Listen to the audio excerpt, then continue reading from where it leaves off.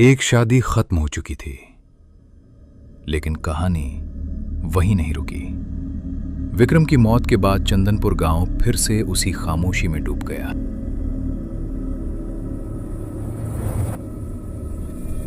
छह महीने गुजर गए। लोगों ने सोचा शायद अब सब खत्म हो गया, लेकिन डर इतनी आसानी से गांव नहीं छोड़ता। गांव के बुजुर्ग इकट्ठा हुए। किसी ने कहा, 6 महीने हो गए, अब कब तक करेंगे?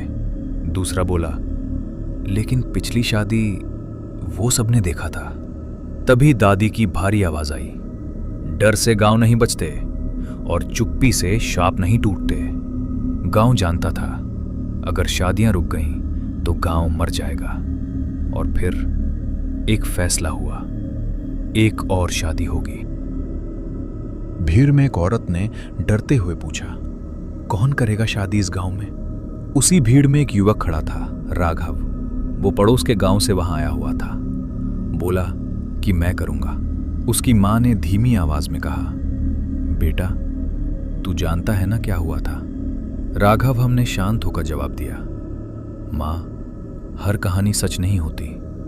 मां की आवाज थोड़ी कांप गई, लेकिन अगर वो फिर आ गई तो? राघव ने सीधे उसकी आंखों में देखकर कहा, तो मैं डरकर भागने वालों में नहीं हूं। राघव नहीं जानता था कि डर हमेशा बाहर से नहीं आता। शादी का दिन आया, लेकिन ये शादी खुशियों की नहीं थी। ये शादी मजबूरी की थी। सजावट फीकी थी, लोग कम थे, किसी के चेहरे पर मुस्कान नहीं थी। दुल्हन का नाम था पूजा। वो बहुत चुप थी, चेहरा शांत था, लेकिन आंखों में अजीब सी बेचैनी थी। उसके मन की धीमी आवाज गूंजी, मुझे यहां अच्छा नहीं लग रहा। रात हुई, सुहाग रात का कमरा सजा, दिया जल रहा था। मां ने राघव से कहा, अगर कुछ भी अजीब लगे तो बाहर आ जाना। राघव हल्का सा हंसा, आप भी ना मां, पिछली शादी में भी यही कहा गया था। कमरे में गहरा सन्नाटा था और तभी एक आवाज आई, छन छन। राघव की सांस अटक गई। पूजा? लेकिन पूजा हिली नहीं।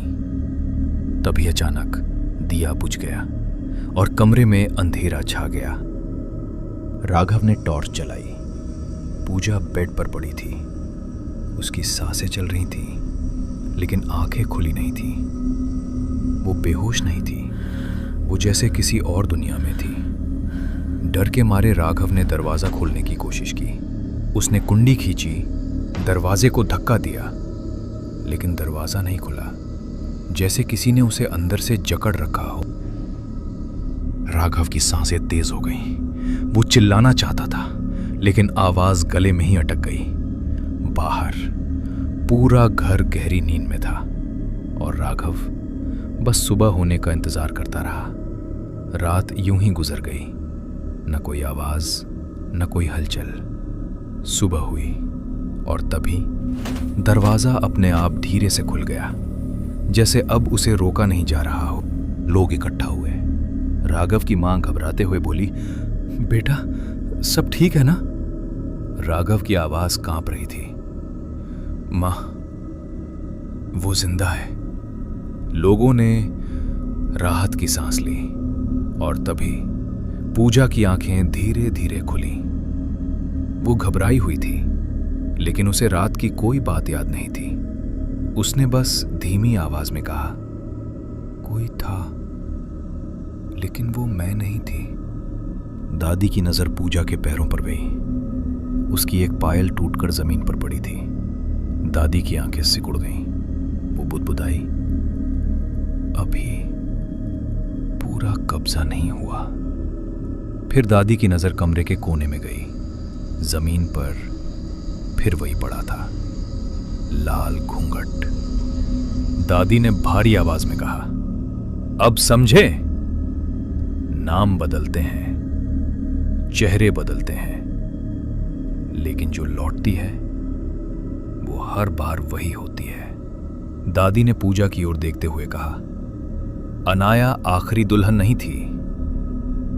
एक दूल्हा बच गया था, लेकिन गांव अब पहले से कहीं ज्यादा डर गया था।